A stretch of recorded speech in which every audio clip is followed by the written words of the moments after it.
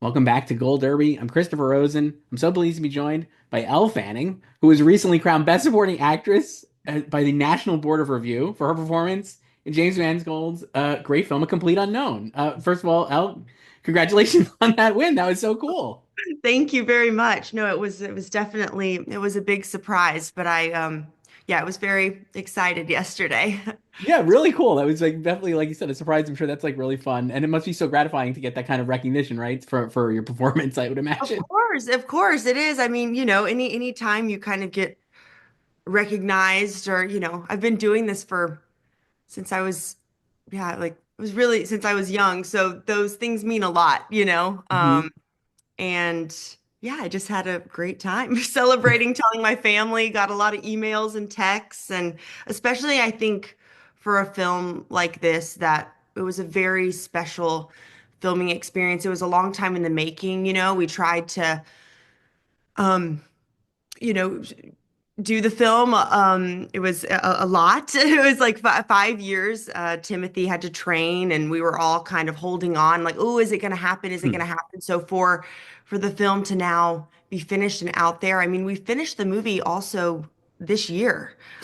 So the post of the film was probably the quickest on anything I'd ever done. The turnaround that Jim kind of pulled off, but obviously it's been in his head and in his heart for a very long time. So just yeah, all came together. It's so exciting that it's coming out soon. Yeah, definitely. So obviously, we were just chatting briefly before this, but I know obviously we're a big Bob Dylan fan. I believe I've read this, and like so, I guess like when you heard they were doing this, like and then like you said, long time coming. I think like 2019. I think they were talking about like Jim and Timothy like doing this. So I guess like you first hear this is going to happen or whatever. Like, what were your initial thoughts? I guess on the project itself, and like what were your as a Bob Dylan fan? I guess. Yes, well, I'm a huge fan, which sounds like too good to be true, when people say, "Yeah, I loved it," but I really was. I was kind of this fanatic. I was 13 and We Bought a Zoo with Cameron Crowe, and he would play music on set like all day long. And so Buckets of Rain would play on set like over and over and over again. And I was like, "Who is this? Like, what's this song?"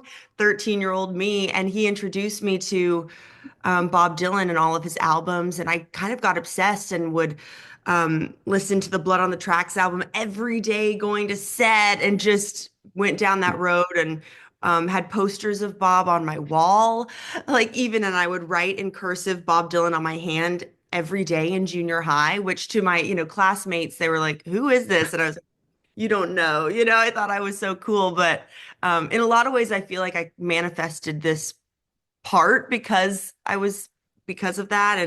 And also Jim and we were supposed to do a film when I was 19, so that was a bit years ago, but it didn't work out. And so I was already close with Jim. I'd already filmed a movie with Timothy, and we were friends. So I guess from a pure like stand, like being a fan point, I was like, okay, I'm a fan. I want to see Timothée Chalamet be Bob Dylan. Like when I heard that press release, I was like, there's no one better for this part. And then when Jim said there was a part for me in it, obviously I was extremely excited to get to bring Sylvie to life. Yeah, so I think I think you're right too that this is like the best people to do this, maybe, right? Like I Oh, mean, like, yeah, 100%. Yeah, yeah. Walk the Line, I mean, even though our film it's very different from Walk the Line, but as a musical biopic, I mean, Johnny Cash is even in our film. Hmm. So, Jim is definitely, he's extraordinary, and is so, he's done so many different genres. And I think that's what was so interesting about the slice of life that he took from Bob Dylan's life of this period of time. It's not a traditional biopic all your way through. But because Jim, I feel like, can relate to that of stepping out of his own box, like the same way that Bob dares to go electric. Jim he's very daring and bold in his choices. Yeah, You I don't love know that what about him to as a expect. filmmaker. Yeah, because like he makes so all of his movies are so different, right? Like or they're just like I mean, like you said, like even this from Walk the Line, I think is much different. Like you were Oh talking yeah, about. You yeah. so I'm not gonna say like not gonna ask you to rank the difficulty, but obviously like you're playing a composite character, so you're not playing like a real life figure, even though Sylvie is based on like Sus Rotolo, right? Or like Yes, yeah. Well, she inspired. is. I think here's like she is not a fictional character in the film. Just the only thing about her is that her name's changed. Okay. I mean, because Bob himself, he was a producer and he talked to Jim, and a lot about the script, and he wanted Sue's, the one thing he wanted was her name to be changed in the script because he felt like she always, she wasn't a public figure. She always wanted to be a very private person. And um and that was the one thing that he wanted change, which really meant like I really held that in my heart, like on set every day, just knowing like kind of the gravity of that because she's since passed and they stayed close up until um, she passed and obviously it's a very special relationship for him. So I felt like a real responsibility to kind of capture that essence of their young adulthood and time together and essence of her as best as I could. But yeah, it's true. I didn't have as much as everyone else because she was not a public figure and I didn't have to learn to play an instrument or sing or anything like that. So my kind of job was different in the film in that way and showing emotion and vulnerability, not through music. Um, And the thing I like about it too is you have to like you're saying like again not to like I'm not like rank these, but I'm like the thing I really like appreciate is like we already know like we know Joan Baez, we have like a relationship with like Joan Baez or Bob or PT or all these people, but your character obviously then like you're right like obviously very much inspired by Sue's, but I was like oh like we have yeah, to like really get an empathy or a sympathy or like really attachment to your character, and I feel like you do such a great job of like we don't have there's no shorthand I guess in that regard right for you as an actor to like get the audience just immediately like, oh, I know this person, right? So I found that like really compelling about your performance because you really do get that like you're so likable as this character, I feel like, or just like so like I'm very interested in this character's life, I guess, in as the movie's going on. I thank found you. that like Yeah, really great about your performance. thank you. Yeah, I thought, I mean, it's obviously, it was so important that she's also so much more than just his partner. Hmm. I think and Jim and I talked about really wanting to flesh her out as obviously a full human being and autonomous in her own right and a very grounded kind of pillar of strength for Bob. I mean, in the movie, she really is the one that he always keeps coming back to until the final scene that we have together where we officially kind of have to part ways. And in a lot of ways, she is the audience's lens into the life Hmm. of the circus people, as you could say, all these performers, because she is not a performer herself. And so she's in this world out of pure love and admiration for Bob. She doesn't have anything to gain from this world. And so she really is there out of the pureness of her Hmm. heart until she can't take it anymore. So I think that kind of the bubbling pot throughout the relationship, it's like she's trying to keep the lid on, trying to keep it together until it's finally she realizes it's not right for herself and it's also going to hold him back because I do truly believe, and Susan in real life was the one who fully, she pushed him to sing his own songs and not just the same folk songs. She was very politically active and, the civil rights movement. And Bob wasn't actually so up on the politics of the time until he met Suze. So she was really a guiding light for him of that time. And then I think what's so heartbreaking about that fence scene, I call it like the fence scene at the end, because that fence is such a metaphor, the way Jim shot it, that's a Hmm. barrier between us and separating our two worlds. But what's so beautiful about it is she's the last piece that's holding him back. And she's the last person that knew him before he became famous and before he became Bob. So he has to let her go for him to go on to his next phase of Right. life. And she realizes that. And so of course it's bittersweet, but it almost felt like a old Hollywood romantic breakup scene in a film. Like I felt like that's the way that we shot it that day, and it had a real gravitas and cinematic feeling that day that we shot that scene. And but it was on the page. I knew I was like, okay, this is an important moment for the film and Hmm. for both of our Yeah. characters, obviously. That scene is fantastic. I think it's really great. I love it. I just loved it so much. And you're right. I love the way it's shot between the fence and stuff. And you're both so good. And I guess like you mentioned, like you worked with Timmy before. Obviously, I'll call him Timmy, even though I know it's Timothy, but Yeah. whatever. You worked with Timmy before, and like he's obviously really good in this film. I mean, like goes without saying. And he seems like he was super committed, obviously, to the performance and like all this. I guess like yeah, getting like I guess first, like just in those quiet moments too, obviously, I think that's where his performance is so great. And so like that scene with you guys at the end, like I guess like how did you know, like working with him to get that emotional, like get to that emotion moment at the end of the film there? Like how I guess like what was that like beyond just like watching him obviously like embody Bob in the performance aspect of the film, which I think he's so great at on stage, like in as the singing. But in those like quiet moments, I find that the performance is just so great too.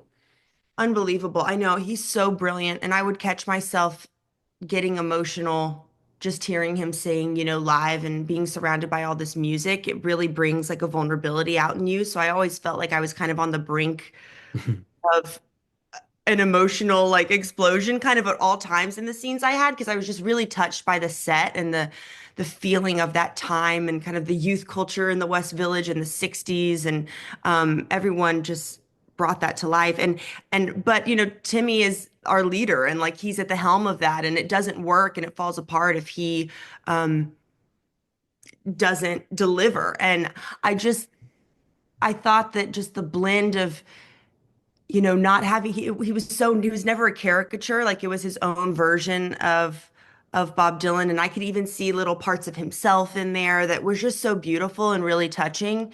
And I mean, we had rehearsals a bit before to just go through each of our scenes and to really, carve out the relationship and to get to that moment at the end because I think you have to love them together so much. And honestly what was amazing is that we were friends because we have a really a warmth and giggly kind of beautiful quality together that then I think translates on the screen, especially in those earlier moments where it has to feel playful and youthful and then you know, to get to the moment where then they come apart. But also you know, I also love that scene when he comes to her apartment because that's the one time that was a special. We shot it at night, but he says a beautiful line. It's the first time you actually see him break down and get emotional, and he's talking about the songs coming to him and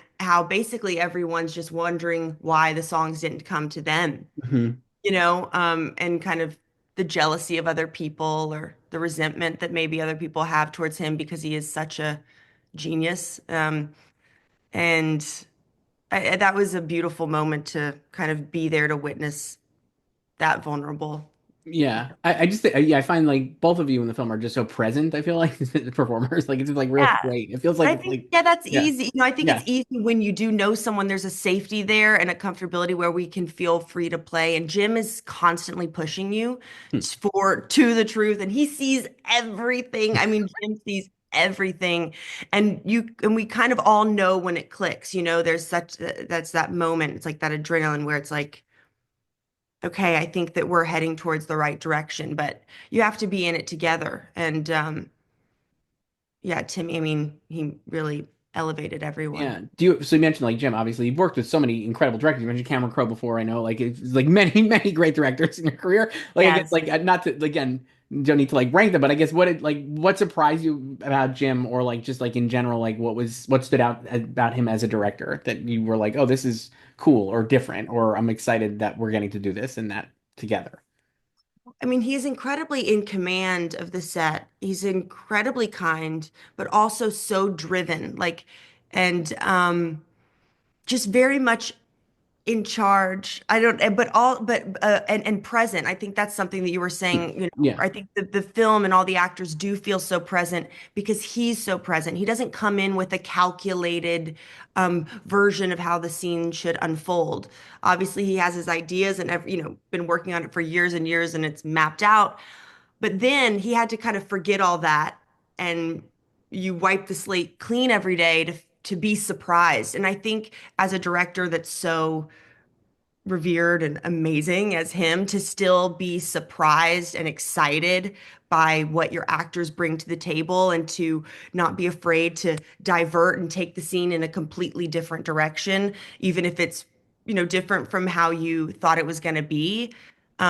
It's very courageous to be able to do that. And that is yeah, he's extremely present and extremely collaborative in that way of wanting to find it together. And like I said, he's, an actor, again, it's cliche, but you just want a director to see you. Like you Hmm. want them to see every moment that you're giving. And maybe it's these subconscious moments. Like you want them to also be able to see inside your brain subconsciously of why you're doing what you're doing. And Jim is so intuitive to that. And it's beautiful. It brings out, it makes you want to be vulnerable and show your emotional side, Um, and Yeah. yeah, it just makes you very open. So he's an amazing And person. I feel like he's great. I mean, obviously in his career, like so good with actors too. Like we were just like every one of his films, like these amazing performances that people have like obviously won awards in terms of like Walk the Line or whatever, but like just like over and over again, like great performances.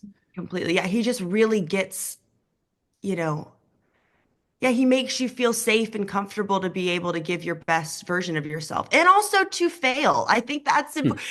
there are scenes and moments where I'm like, God, like I felt comfortable enough to say, and Jim did too. It's like, it's not working. Like this Hmm. isn't working. So we need to dig deeper and figure this out more. And, something always comes out of the failures, Yeah. something beautiful does. But So you said at the beginning of this interview, you were saying like how when you were at 13, you were writing Bob Dylan's name on your hand and stuff. Like obviously, bona fides as a fan are great. Having now been in the film, I guess like did you have any new insight on Bob that you hadn't had previously? Like did this experience or going through this like make you realize something else about him that you didn't even know? I guess. Oh God, yes, yes. And I was a fan really of the music. I didn't know every little Okay. fact about him. But I think what was so special is this time in Bob's life. I loved zoning in on that because as an artist and as an actor myself, or I guess I'm as an artist, Hmm. you have to be able to change, like, and you have to be allowed to change and allowed to surprise yourself and surprise others. And I think what's so special about leading up to him going electric, which when you think about it is really, he just picked up an electric guitar. It's really simple what he did. He was still singing folk songs, but just with an electric guitar. But the ruckus and the uproar that little just gesture Hmm. and caused I mean, it's revolutionary in music. And but that's to be brave enough to follow your own heart and to not, be put into the box that everyone wants to put you in, was very inspiring for me, like as an artist, and a really nice reminder, actually. And I didn't know so much about that specific time of his life. So I learned a lot from that. And yeah, when I watch the film, that's really what makes me kind of emotional about it. It's like, wow, he dared to step outside of the box and dared to be okay with making some people upset. Yeah, and like believing Is in okay. himself, right? Yeah, Yeah. like and that's And like yeah, it's really really betting yeah. on yourself. It's important. You have to, because, that's not always there. You don't always have this unwavering confidence. I consider myself to be a pretty confident person. I mean, like I've been acting for a very long time, but there are times where, people say things and you do get knocked and you get unsure. And I think it's just a nice reminder to remember, you can believe in yourself and follow follow that instinct. And I've always tried to follow my instincts. Hmm. I think that that's kind of the only way. You have to go from the gut, like picking projects, picking the next things. It really is up to you at the end of the day. Yeah. Elle Fanning, absolutely incredible in this film. A complete unknown, one Hope best that was actress. okay. We had It was some great. interruptions. We had some. It was great. Best supporting actress winner from the National Board of Review. Like I said, Complete Unknown comes out Christmas Day. You can see it in theaters. Elle Fanning, thank you so much for doing this. This is great. Thank you.